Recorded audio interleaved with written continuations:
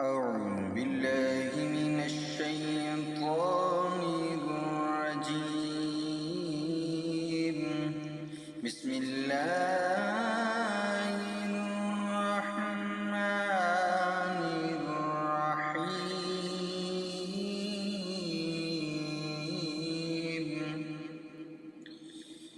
ألم تر كيف فعل ربك بأصحاب الفيل؟ ألم يجعل كيدهم في تضليل